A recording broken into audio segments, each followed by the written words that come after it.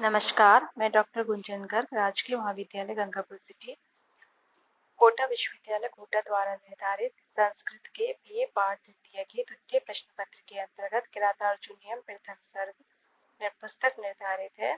इसके 15 श्लोक हम पूर्व की कक्षा में पढ़ चुके हैं। आज हम 16वां श्लोक पढ़ने जा रहे हैं। अनेक राजन्य रथाश्व संकुलम तदीयम आस्थान निकेत अजरम नयति अयुग्मच्छदग्रन्थि राढ़धृतां रशम नृपोपायन दंतीनाम मदः।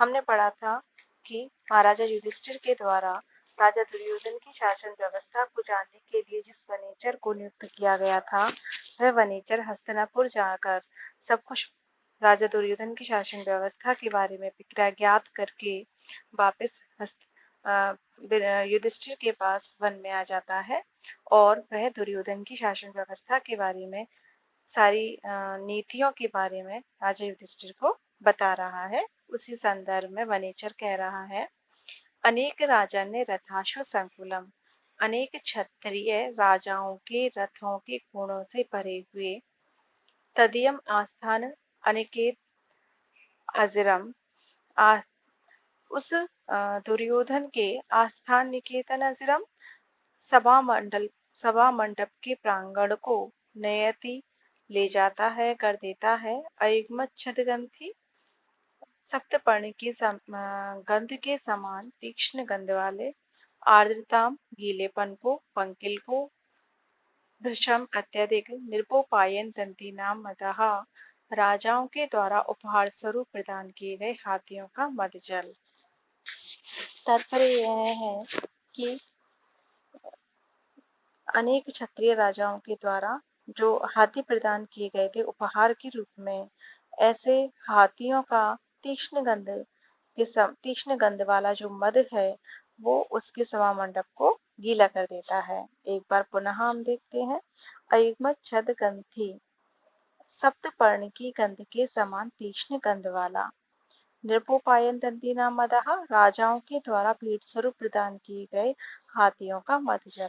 कि अनेक क्षत्रिय राजाओं ने राजा दुर्योधन को हाथी प्रदान किए गए हैं और वो हाथी कैसे हैं, उनका जो मद, जो उनकी कनपटियों से जो मद बह रहा है वो तीक्ष्ण गंध वाला है।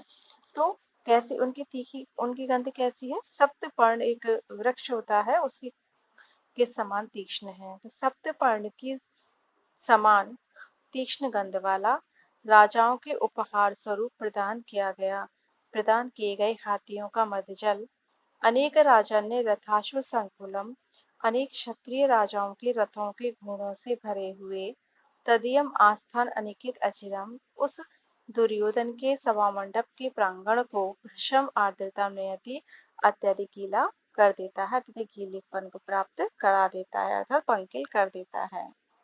मतलब इससे श्लोक में राजा दुर्योधन की वैभव को व्यक्त किया गया है कि अनेक राजाओं के द्वारा हाथी और घोड़े उसको प्रदान किए जा रहे हैं। एक बार पुनः देख लेते हैं, सप्तपर्ण की गंध के समान तीक्ष्ण गंध वाला, राजाओं के द्वारा उपहार स्वरूप प्रदान किए गए हाथियों का मदजल, अनेक क्षत्रिय राजाओं के रथों के घोड़ों से भरे हुए उस दुर्योधन के सभा मंडप के प्रांगण को अत्यधिक गीला कर देता है।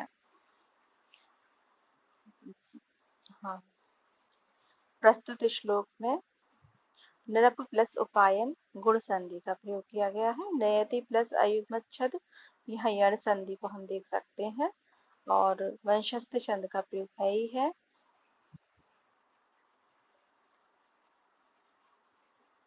अगला श्लोक हम आगे बढ़ते हैं। सुखेन लभ्या ददतः कृषिवलहि, अकृष्टपच्च इव सस्य संपदः वितन्वती क्षेमम् अदेव मातृका चिराय तस्मिन् कुर्वशकास्ति। सुखेन सुखपूर्वक, लभ्या प्राप्त कराई गई, ददतः धारण करते हुए, कृषिवलयी किसानों के द्वारा, अकृष्टपच्य बिना जोते ही पकने वाली, इव समान सस्य संपदा धान्य संपदा, वितन्वती विस्तार हो रहा है, क्षेमम कल्याणकारी कार्यों का विस्तार करने पर, अदेव मातृका वर्षा पर निर्भर न रहने वाला, चिराय लंबे समय तक, तस्मिन उस दुर्योधन के, पूर्वः पूर्वदेश शकास्ते सुशोभित हो रहा है। चिराय लंबे समय से तस्मिन् क्षेमन् वितन्वति, उस दुर्योधन के द्वारा कल्याणकारी कार्यों का विस्तार करने पर। कि उस दुर्योधन ने लंबे समय से कूप, तालाब, तड़ाग, सरोवर आदि का निर्माण करवाया है, तो इसलिए लंबे समय से उस दुर्योधन के द्वारा क्षेमम वितन्वति कल्याणकारी कार्यों का विस्तार करने पर अदेव मातृका पूर्वा, वर्षा पर निर्भर न रहने वाला गुरुदेश, अकृष्ट पच्चिया मानो बिना जोते ही पकने वाली, एवं कुशकशी ही बिना जोते ही पकने वाली किसानों के द्वारा सुखीन लभ्य सुखपूर्वक प्राप्त करने योग्य संसद संपदा हरियाली धन धान्य संपदा को दृढ़तः धारण करते हुए चकास्ती सुशोभित हो रहा है। लंबे समय से उस दुर्योधन के द्वारा कल्याणकारी कार्यों का विस्तार करने पर वर्षा पर निर्भर न रहने वाला गुरुदेश मानो बिना जोते ही पकने वाली किसानों के द्वारा सुख से प्राप्त करने योग्य धन धान्य संपदा को धारण करते हुए सुशोभित हो रहा है। तात्पर्य यह है कि जो दुर्योधन है उसने अनेक कूप, तड़ाग, तालाब, सरोवर आदि का निर्माण करा दिया है, जिससे कुरु देश बारिश पर निर्भर नहीं है और वहां पे खूब धन धान्य संपदा हो रही है। लभ्या लभ धातु से यद प्रत्यय का प्रयोग किया गया है। उत्प्रेक्ष अलंकार का यहाँ प्रयोग है। आगे हम बढ़ते हैं। 18वां श्लोक। उदार कीर्ति हृदयं दयावतः प्रशांत बाधम दिशतो अभिरक्षया स्वयं प्रदुक्ते अस्य गुणै उपस्नुता वसुपमानस्य वसुनी मेदिनी। उदार कीर्ति महान यश वाला, उदयम उन्नति को, दयावतः दयालु, प्रशांत बाधम जिसने अपनी सारी बाधाएं शांत करती हैं, दिशतो अभिरक्षया दिशाओं की रक्षा के द्वारा,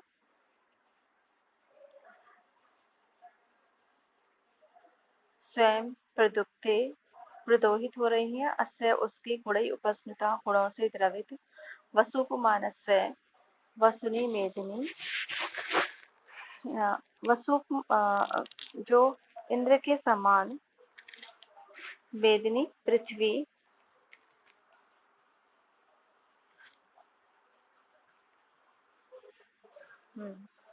देखिए उदार कीर्ति महान यश वाला, दयालु, उदार कीर्ति है महान यश वाला, दयावतः दयालु, प्रशांत वादम जिसने अपनी सारी बाधाओं को शांत कर दिया है, अभिरक्षा उद्यम दिशितः जो रक्षा के द्वारा जो उन्नति को दिशिता है संपादित करने के अर्थ में आया है। महान यश वाला, दयालु, बाधा रहित, चारों तरफ सुरक्षा के द्वारा उन्नति को प्राप्त करता हुआ, उसके गुणों से द्रवित हुई पृथ्वी, वसुनी स्वयं प्रदुक्त थे, जो पृथ्वी है वो स्वयं ही धन को पैदा कर रही है, स्वयं ही धन कुबेर के समान धन को पैदा कर रही है। यहाँ वसुपमानस है कुबेर के अर्थ में आया है। एक बार पुनः। उदार कीर्ति प्रशांत बाधम महान यश वाला, दयावतः दयालु, प्रशांत बाधम जिसने चारों ओर अपनी बाधाएं शांत कर ली हैं, अभिरक्षया उदयम दिशतः चारों ओर सुरक्षा के द्वारा उन्नति को संपादित करते हुए, वसुपमानस अस्य गुणई कुबेर के समान इसके गुणों से द्रवित हुई पृथ्वी स्वयं धन को दुह रही है, यानी चारों ओर सुख शांति है, सर्वत्र सभी संतुष्ट हैं उसकी शासन व्यवस्था से और स्वयं उन्नति वहां पे हो रही है।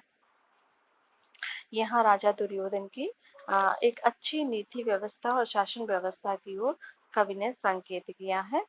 यहाँ पर उपमा अलंकार का प्रयोग किया गया है, समासोक्ति अलंकार का भी यहाँ प्रयोग हुआ है। वसुपमानस से वसु प्लस उपमानस से दीर्घ संधि का प्रयोग किया गया है। अगला श्लोक हम देखते हैं।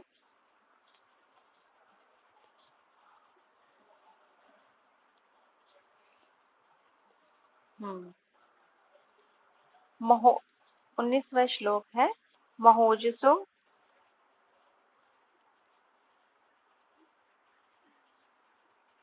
19वां श्लोक यहाँ नहीं आ रहा है। 20वां श्लोक हम देख लेते हैं। महिभृताम सच्चरितैः शरैः क्रियः सा वेद निशेषम अशेषित क्रिया महोदयस्तस्य हितानुबन्धिभिः प्रतीयते धातुरिव इहितं फलहि। महिभृतां राजाओं के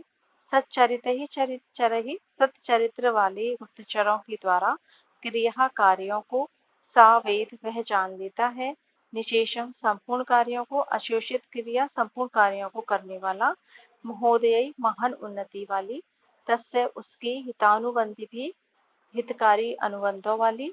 प्रतीयते प्रतीत होती है, धातुरिव ब्रह्मा के समान इहितम कार्य फलों से। अशेषित क्रिया संपूर्ण कार्यों को संपन्न करने वाला। स वह दुर्योधन सच्चरितई अच्छे चरित्र वाले गुप्तचरों के द्वारा महिभृताम क्रिया अन्य राजाओं की संपूर्ण क्रियाओं को निशेषम वेद भली भांति जान लेता है कि संपूर्ण कार्यों को करने वाला वह दुर्योधन सच्चरित्र वाले गुप्तचरों के द्वारा अन्य राजाओं की क्रियाओं को संपूर्ण रूप से जान लेता है। धातु एव अस्य इहितम ब्रह्मा के समान उसकी चेष्टाएं महान उन्नति वाली, हितकारी अनुबंधों से युक्त फलों से प्रतीत होती हैं। तात्पर्य यह है कि वह अपने संपूर्ण कार्यों को तो कर लेता है और गुप्तचरों के द्वारा अन्य राजाओं के कार्यों को जान लेता है।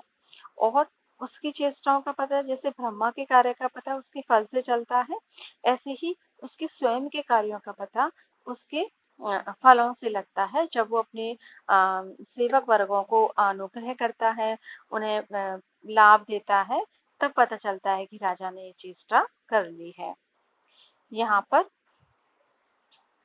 प्रस्तुत श्लोक में वंशज छंद का प्रयोग किया गया है। उपमा अलंकार का प्रयोग है। धातुरिव ब्रह्मा के समान, महोदय में महा प्लस उदय गुण संधि का प्रयोग किया गया है। आज की कक्षा में हम इतना ही पढ़ेंगे। धन्यवाद।